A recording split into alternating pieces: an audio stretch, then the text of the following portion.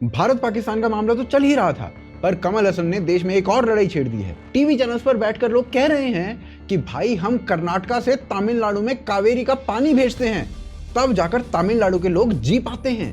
ಕಾವೇರಿಯಿಂದ ಬದುಕಿರೋ ಅಯೋಗ್ಯರೆಲ್ಲ ಮಾತಾಡ್ತಾರೆ ಬಂದು ಕಾವೇರಿಯಿಂದ ಬದುಕಿರೋದು ನೀವೇ ಇದ್ರ ಸಾಯ್ತಾ ಇದ್ರಿ ಅಂತ ನಾವು ಹೇಳಬೇಕಾ? ये सब इनसेंसिटिव चीजें टीवी पर बोली जा रही हैं। क्यों?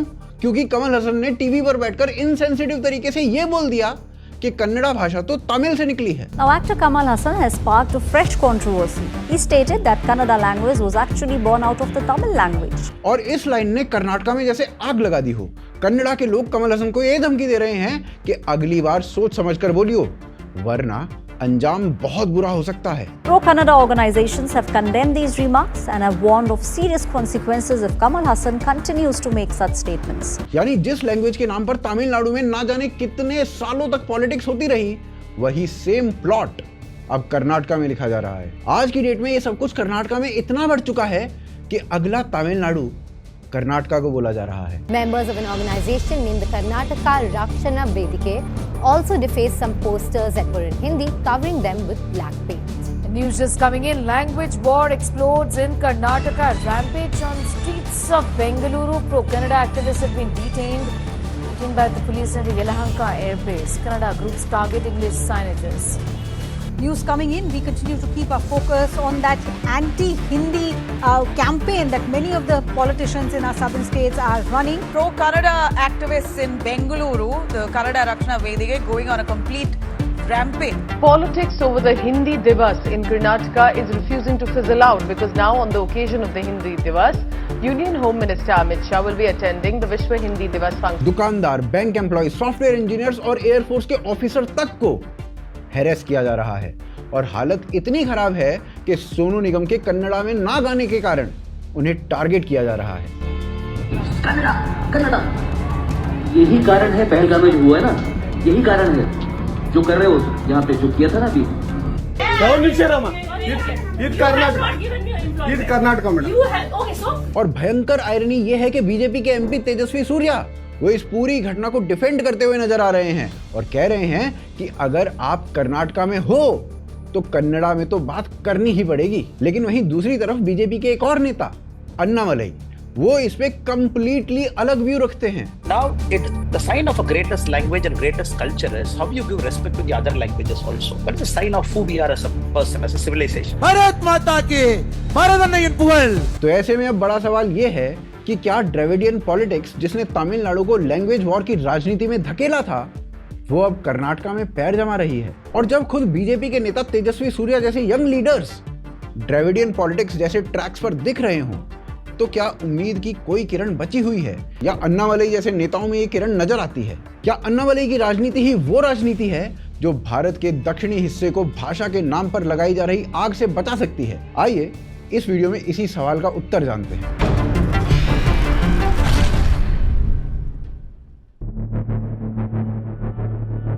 देखिए, कमल हसन ने जो कन्नड़ा के ऊपर बोल दिया है ना, और उसके बाद जो रिएक्शंस कर्नाटका से आ रहे हैं, अगर सेम चीज कोई तमिल के ऊपर बोल देता ना, तो सेम रिएक्शन तमिलनाडु से आना पक्का था। क्योंकि दक्षिण भारत में ना लैंग्वेज लोगों को भड़काने का एक बहुत ईजी टूल ऑलरेडी बन चुका है। और इसीलिए आज ये समझना इंपॉर्टेंट हो जाता है कि अन्नामलई की दक्षिण भारत की राजनीति में इतनी इंपॉर्टेंस क्यों है। देखिए, कमल हसन का मुद्दा भले ही तमिल वर्सेस कन्नड़ा का मुद्दा हो, पर इसकी शुरुआत 21 मई को हो गई थी, जब एसबीआई यानी कि स्टेट बैंक ऑफ इंडिया की एक हिंदी भाषी सेंट्रल गवर्नमेंट की एम्प्लॉय को मजबूर कर दिया गया था कि वो कन्नड़ा में ही बोले।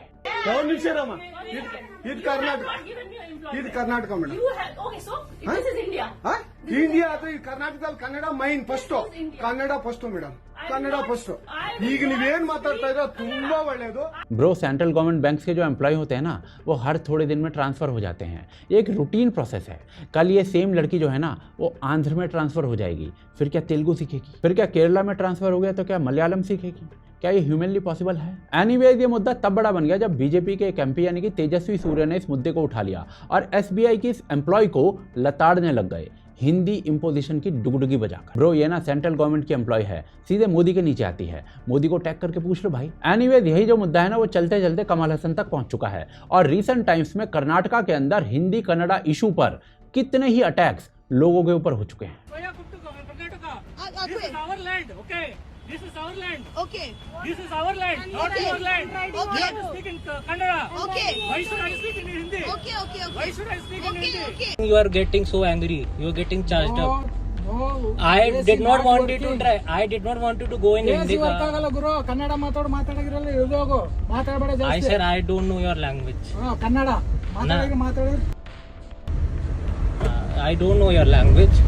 I am telling you कि if only Kannada okay, no Hindi, no English. English no Hindi no ಬೇರೆ ಭಾಷೆ ಓನ್ಲಿ ಕನ್ನಡ ಏ ಕರ್ನಾಟಕ। इस टाइप की जो क्लिप्स है ना वो दर्जनों की संख्या में घूम रही हैं। और देखिए कोई आदमी परमानेंट सेटल हो गया है कर्नाटका के अंदर तो उसे लैंग्वेज सीखनी चाहिए, कन्नड़ा सीखनी चाहिए। पर दिक्कत ये है कि ये अटैक्स उन लोगों तक पर हो रहे हैं जो कुछ समय से वहाँ पर गए हैं या फिर जिन्हें 2-4 साल वहाँ पर नौकरी करनी है और फिर अपने घर वापस आ जाना है। हाल ही में ना सलमान यूसुफ खान नाम का एक बंदा है जो एक वेल नोन डांसर है और कोरियोग्राफर है। उन्हें बेंगलुरु एयरपोर्ट पर कन्नड़ा ना बोलने पर हैरेसमेंट का सामना करना पड़ गया। I was at my immigration and the immigration officer मुझे कहते हैं कि कहाँ जा रहे हो। मैंने कहा दुबई।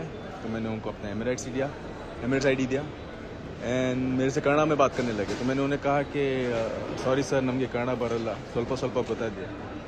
भाई साहब कहने लगे कि कन्नड़ा में कि पासपोर्ट दिखा के कि तुम्हारा बर्थ प्लेस बैंगलोर है, हाँ तुम्हारे बाप का बर्थ प्लेस बैंगलोर है और तुम्हें कन्नड़ा नहीं आती। तो मैंने कहा कि मैं बैंगलोर में पैदा हूँ तो मुझे कन्नड़ा आना ज़रूरी है क्या? मैं दुनिया में कहीं भी ट्रैवल कर सकता हूँ। I was born in Bangalore but I can travel anywhere abroad. I am a Saudi child. मैं अपनी पूरी स्कूलिंग सऊदी में की है।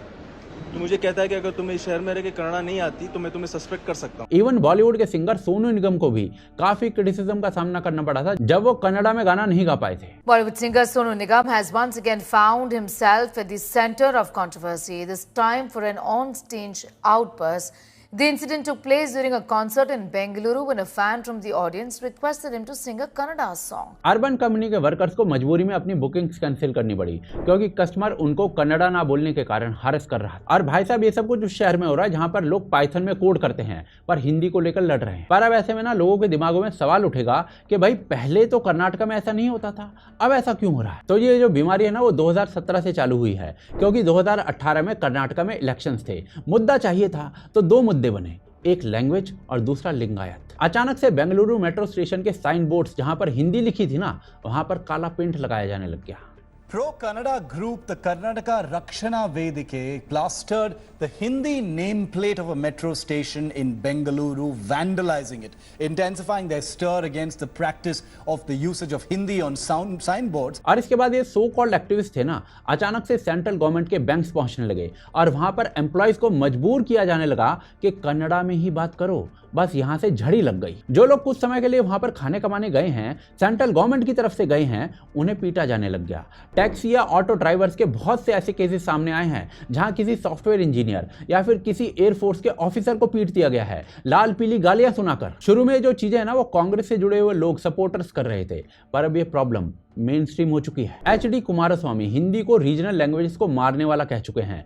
कांग्रेस के लीडर यानी कि CM सिद्धरमैया वो हिंदी लैंग्वेज के खिलाफ ऑलरेडी बोल चुके हैं। यहां तक कि बीजेपी के MP यानी कि तेजस्वी सूर्या तक इसको सपोर्ट कर चुके हैं। इजी वर्ड्स में ये मुद्दा भीतर घुस चुका है और इस राजनीति का सॉल्यूशन केवल वो है जो अन्नामलाई ने तमिलनाडु में करने की कोशिश की थी। पर अन्नामलाई ने क्या किया था उसको समझने से पहले कर्नाटका में फैल रही इस बीमारी को समझना जरूरी है। ऑनेस्टली कर्नाटका के अंदर हिंदी का ये जो मुद्दा है ना वो हमेशा से एक नॉन इशू रहा था। हाँ, उर्दू को लेकर जरूर दंगा हो जाता था। 1994 यानी कि 1994 में दूरदर्शन ने कर्नाटका के अंदर उर्दू की न्यूज का एक प्रोग्राम चला दिया। 10 मिनट का वो प्रोग्राम रोज आता था। तो भाई साहब इस बात पर बेंगलुरु में दंगा हो गया था। 23 लोग मारे गए थे। ऑलमोस्ट सारे के सारे शांतिप्रिय समाज के थे। पर हिंदी के खिलाफ ऐसा बड़ा कभी कुछ देखा नहीं गया था। 1982 में गोकाक आंदोलन हुआ था और ये जो आंदोलन था ना वो कन्नड़ा को प्राइमरी लैंग्वेज का स्टेटस दिलवाने के लिए हुआ था। इसी के बीच में हिंदी का थोड़ा बहुत विरोध भी देखने को मिला था। पर ये हिंदी का जो मुद्दा है ना वो कभी भी कर्नाटका के अंदर मेन स्ट्रीम नहीं हुआ था,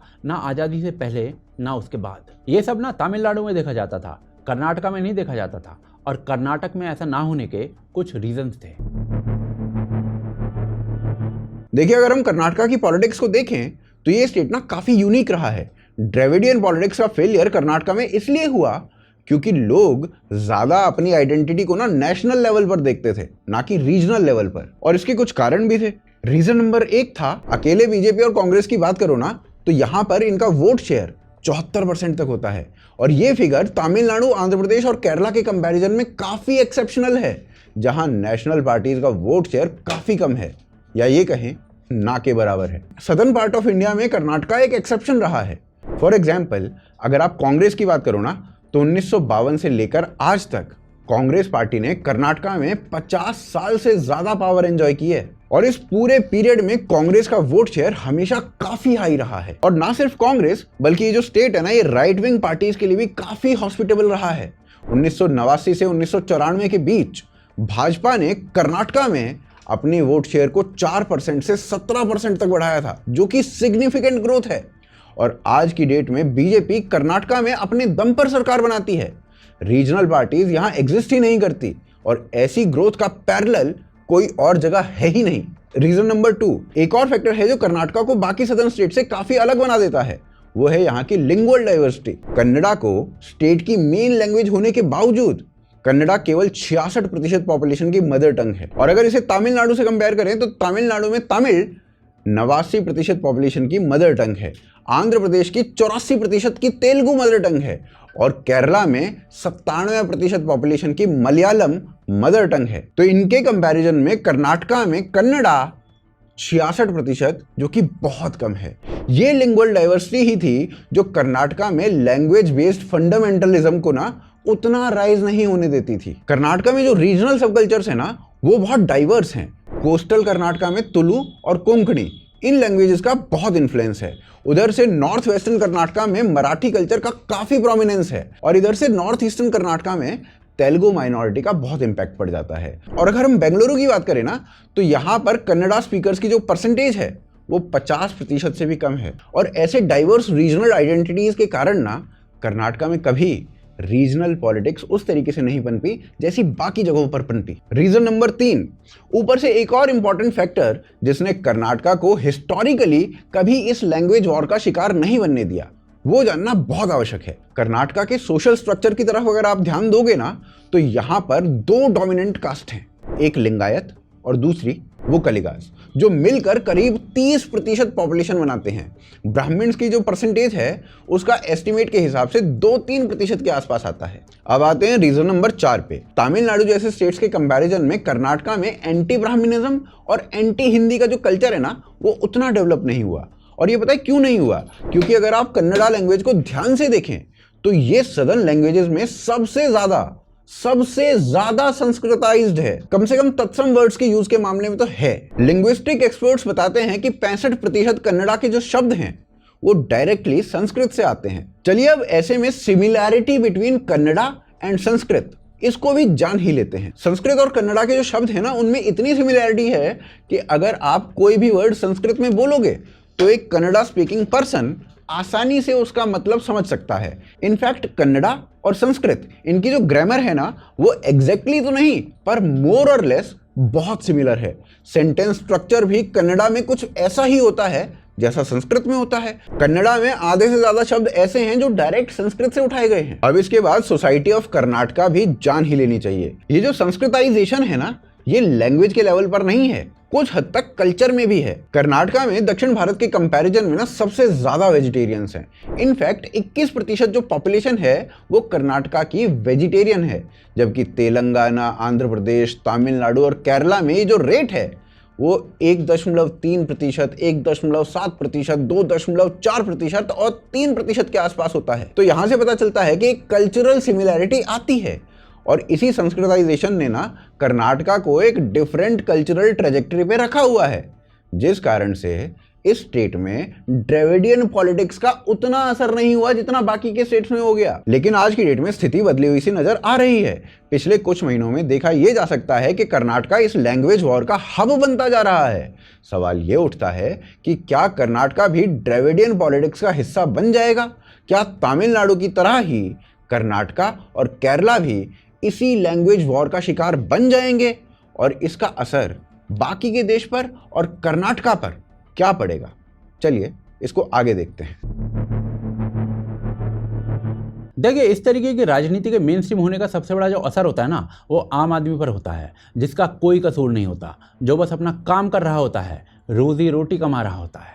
It's been 2 to 3 days now that alleged videos of attacks on migrants from Bihar working in Tamil Nadu have gone viral, creating panic amongst the laborers. The reports prompted Bihar Chief Minister Nitish Kumar to rush a team to Chennai. Bihari ಗಾಲಿ है अगर बिहारी गाली है तो आओ ನಮ್ಮ auto department ಎಷ್ಟು ಕೆಟ್ಟದಾಗಿ ನೋಡ್ಕೋತಾ ಇದ್ದಾರೆ ಈ ವೈಟ್ ಬೋರ್ಡ್ ಅಲ್ಲಿ ಅದು ಲೇಡಿನ ಒಬ್ರು ಯಾರೋ ಒಬ್ರು ಲೇಡಿನ ಕೂರ್ಸ್ಕೊಂಡು ಕರ್ಕೊಂಡು ಹೋಗ್ತಾ ಇದ್ದ ಯಾವನೋ ಪರದೇಶನು. హైదరాబాద్ మసాబ్ ట్యాంక్లోని అక్వీక్ రెస్టారెంట్ వద్ద స్విగ్గీ డెలివరీ బాయ్ పై కొంతమంది యువకులు దాడి చేశారు.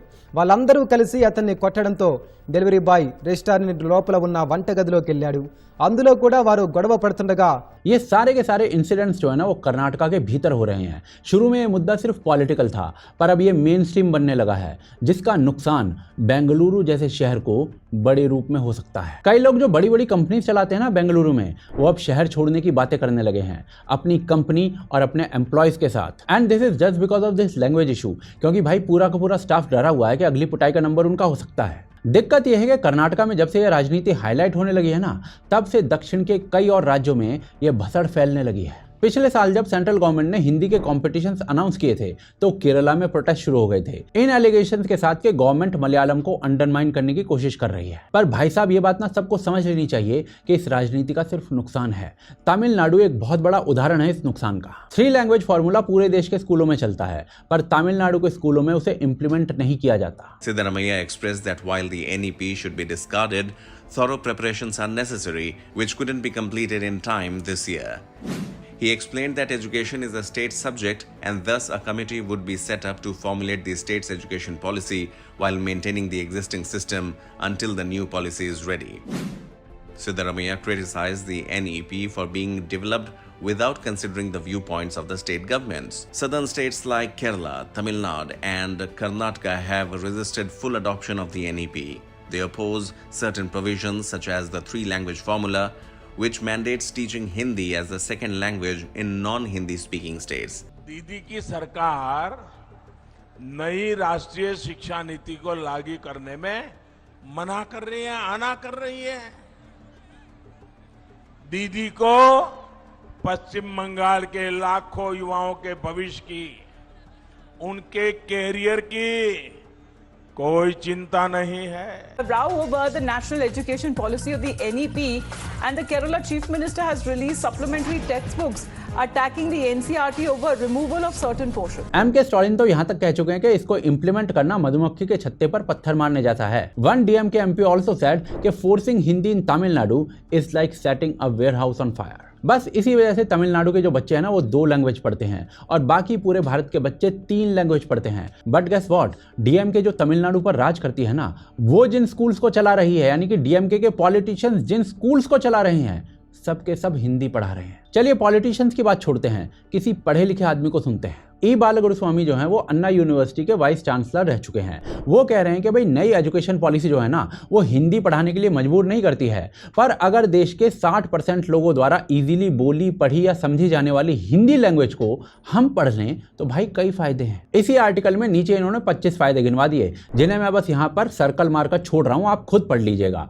क्योंकि ये फायदे लोगों के लिए सब्जेक्टिव हो सकते हैं। और ये जो भाई साहब है बस थ्योरी में ऐसा नहीं कह रहे हैं, ये अपनी लाइफ में 2 लैंग्वेज फॉर्मूला के कारण नुकसान झेल चुके हैं, क्योंकि इन्होंने भी जो बचपन में पढ़ाई की थी ना वो 2 लैंग्वेज में ही की थी, तो इसका नुकसान इन्हें बाद में भुगतना पड़ा है, ये ऐसा बोल रहे हैं। और इसीलिए बाकी जो तमिल स्टूडेंट्स हैं उनका नुकसान ना हो, इसीलिए ऐसा बोल रहे हैं कि भाई साहब 3 लैंग्वेज फॉर्मूला को इम्प्लीमेंट करो, क्योंकि तमिल राजनेताओं के जो बच्चे हैं ना वो तो सीबीएसई के स्कूलों में हिंदी पढ़ रहे हैं। 2 लैंग्वेज फॉर्मूला सिर्फ तमिलनाडु के गरीब बच्चों के लिए है। और भाई साहब ये सारी बातें जो है ना वो बहुत लॉजिकल हैं। 2001 में जो सेंसस हुए थे ना, जनगणना हुई थी, उसमें डेटा सामने आया था कि 54% लोग हिंदी बोल सकते हैं एज अ फर्स्ट और सेकंड लैंग्वेज। और ये तो सही से बोलने वालों का डेटा है। टूटी फूटी हिंदी बोलने वाले या हिंदी एटलीस्ट समझने वालों का डेटा 65 to 70% हो सकता है इस देश में। केवल इस लैंग्वेज का एक्सेस आपको इस देश के अंदर कितनी बड़ी जनसंख्या के साथ बिजनेस का एक्सेस दे देता है। बेसिक सी टूटी फूटी हिंदी जानने वाला भी पूरे देश में सक्सेसफुली ऑपरेट कर सकता है। पर जब आप केवल तमिल जानते हैं ना, तो आपके पड़ोस में जो कर्नाटका है ना, वहां पर भी आपको ऑपरेशंस में दिक्कत आती है। तमिलनाडु के बच्चों का इस पॉलिसी ने केवल नुकसान किया है। तो भाई साहब, हिंदी सीखना सिर्फ फायदे का सौदा है। आप पंडित मत बनिए हिंदी के, ऊपर से समझना भी आ गया ना तो भी आप फायदे में रहोगे। बट एनीवेज, ये पर्सनल मैटर है। मेरा मेन कंसर्न वो अटैक्स हैं जो लैंग्वेज के नाम पर लोगों के ऊपर हो रहे हैं। पहले तमिलनाडु में होते थे, अब कर्नाटका में हो रहे हैं। कांग्रेस के लीडर्स हो या बीजेपी के तेजस्वी सूर्या, हर कोई एक ही तरीके से ऑपरेट कर रहा है और ये समस्या कर्नाटका के लिए भी कैंसर बन सकती है। ऐसे में इसका सिर्फ एक ही सॉल्यूशन है, वो राजनीति जो अन्नामलाई लेकर आए हैं। देखिए, कर्नाटका के अंदर ना मल्टीपल लैंग्वेजेस हैं। बेंगलुरु में मेनली कन्नड़ा बोली जाती है और वहीं मैंगलोर में तुलु बहुत पॉपुलर है। अगर तुलु स्पीकर्स बेंगलोर में आता है तो क्या उसे कन्नड़ा ना बोलने पर अटैक किया जाएगा? बिल्कुल नहीं। और वैसे ही कन्नड़ा स्पीकर्स अगर मैंगलोर में जाते हैं तो तुलु ना बोलने के लिए कोई इशू बनना चाहिए। महाराष्ट्र में भी ऐसा ही कुछ है, जहां मराठी मुंबई में चलती है वहीं कोंकणी कोस्टल एरियाज में चलती है, लेकिन दोनों लैंग्वेजेस पीसफुली कोएग्जिस्ट कर रही हैं। तो इससे ना ये बात तो क्लियर हो जाती है कि इन स्टेट्स में जहां आज लैंग्वेजेस पे इतना बवाल मचा हुआ है, वहां ऑलरेडी कई लैंग्वेजेस कोएग्जिस्ट करती हैं, वो भी बिना किसी परेशानी के। प्रॉब्लम बस हिंदी से आती है और ये प्रॉब्लम भी सिर्फ पॉलिटिशियन पैदा करते हैं, और ऐसे में ना सॉल्यूशन भी केवल पॉलिटिशियन ही हो सकते हैं। अन्नामलाई वो पॉलिटिशियन हैं जिन्होंने ओपनली टीवी पर बताया था कि देश के बाकी हिस्सों में तमिल को कितना सम्मान मिलता है। I will give them the data. If you look at Uttar Pradesh, I'm just talking how other states are respecting Tamil. Uttar Pradesh, Tamil is an option to learn as a second or third language at the secondary level, 9th and 10th. They have given Tamil as an option. Students can pick up Tamil in a UP government school. If you look at Chandigarh, third language at the secondary level, Tamil is an option. Again, if you look at Madhya Pradesh class 9 to 12, Tamil can be taken as a third language at the higher secondary level. Punjab, Tamil can be taken as a third language at the secondary level. Karnataka, Tamil can be taken as a third language at the primary level, class 1 to 5. और इस व्यक्ति ने ना TV पर openly Hindi sign boards पर काला paint पोतने वाले DMK के गुंडों की हिपोक्रेसी को भी एक्सपोज कर दिया था। Very unfortunately, it is the DMK coolies. They have this reset model once in a while, and they come. They might not even know what is happening. They're just coolies. They just come, bring a paintbrush, tar it, and go back. In fact, what happened in Pollachi yesterday, I was very interestingly reading. The main accused number one, the accused number one's daughter studies in a 3-language school, a private school, where Hindi is one of the subject. Annamalai ही वो व्यक्ति है जिसने इस myth को openly bast किया था कि Hindi impose की जा रही है। He clearly stated Hindi optional है। New education policy, the national education policy is very clear that please study a third language, that is an optional language. Any of the language, could be a Dravidian language, could be any of the Indian language. That is what the Honorable PM is talking and telling. He openly exposed DMK by saying कि ये लोग खुद NEP यानी national education policy की draft committee के हिस्सा थे और अब शोर मचा रहे हैं। और शोर पता है क्यों मचा रहे हैं? क्योंकि language is the only issue they have. In 2019-20, before the report was made public as a government document, starting from education minister to secretaries, people were in Delhi. People were gone through it. In fact, all the MPs of Tamil Nadu sat in a session where they were briefed, and it was widely welcomed. Now they want to go back to their old model because DMK, you take language out, they can't do politics. They never can do politics and development. और कमाल की बात बताए क्या है? ये सब कुछ इस व्यक्ति ने तमिल को प्रायोरिटी देते हुए कहा, तमिल को सबसे ऊपर रखते हुए कहा। It is not a national language, which Annamalai is also telling you. Not only my dear friend Ashwin has to say that. It's not the national language. It was a link language. It is a language of convenience. Nowhere anybody is saying Hindi is the national language, which Ashwin ji is correct. And he happens to be a good friend also. Annamalai ने केवल हिंदी के issue पर नहीं, बल्कि DMK द्वारा तमिल ब्राह्मणों को विलीफाई करने के मुद्दे पर भी स्टैंड लिया। நார்த் இந்தியால ஒரு கட்சிக்கார ஒரு காங்கிரஸ் தலைவர் நேத்து டிபேட்ல சொல்றாரு எல்லாம் வந்து பிராமின் சப்ஜெக்ட். என்ன அவங்களுக்கு பிராமின்னா என்ன பிரச்சனை? அடுத்த கேள்வி, பிராமின்னா அவங்களுக்கு என்ன பிரச்சனை? What is your problem? Brahminical hegemony, Brahminical ideology, Brahminical என்ன ப்ராப்ளம்? அவங்க என்ன தப்பு பண்ணாங்க? What mistake did they do? And he is the only big politician in the Dravidian state जो कंप्लीट नेशनलिस्ट है। Who's Udayanidhi Stalin to abolish Sanatana Dharma? It can never be abolished, and it only shows this government is essentially anti-Hindu. Anyways, चाहे तमिलनाडु हो या कर्नाटका, इस गंदी राजनीति का जो सॉल्यूशन है वो केवल अच्छी राजनीति हो सकती है। तमिलनाडु के या कर्नाटका के जो पॉलिटिशियंस है ना, ये आज की डेट में उर्दू बोलने में नहीं शर्माते। A Karnataka government notification mandating Urdu as a must-know language for candidates applying for the post of Anganwadi teachers in Mudigere town in Chikmagalur district has triggered a massive controversy. 4% को 1% करो बोलकर हमारा demand है sir, जो कर्नाटक में minority state के लिए आपको गवर्नमेंट आने में बहुत सपोर्ट किए हैं और सोशली और बैकवर्ड बहुत मुसलमान पीछे हैं सर। इसके लिए हमारी गुजारिश है कि ये जल्द से जल्द हमारा काम कीजिए। उर्दू फ्लुएंटली बोली जाती है क्योंकि उर्दू से वोट मिलता है, पर हिंदी से इन्हें बहुत बड़ा इशू है और इस पूरी समस्या का इलाज केवल वो राजनीति है जो अन्नामलई कर रहे हैं। तो आप क्या सोचते हैं इस पूरे मुद्दे के ऊपर, वो आप ना हमें कमेंट सेक्शन में जरूर लिखकर बताइए। साथ ही साथ इस वीडियो को अपने दोस्तों तक पहुंचाइए, इसको शेयर करिए और वीडियो को लाइक करना भी मत भूलिए। और इसके अलावा अगर आप हमें सपोर्ट करना चाहते हैं तो आप सपोर्ट कर सकते हैं ज्वाइन बटन, पेट्रियन या फिर यूपीआई के जरिए। इन सभी के जो लिंक्स हैं वो नीचे डिस्क्रिप्शन में आपको मिल जाएंगे। और ये जो वीडियो अभी आपको दिखाई दे रही है ना अपनी स्क्रीन पर, इस वीडियो को भी अवश्य देखिए क्योंकि ये वीडियो आपको और आगे की जानकारी देगी। आप देख रहे थे आज की ताज़ा खबर। जय हिंद, जय भारत।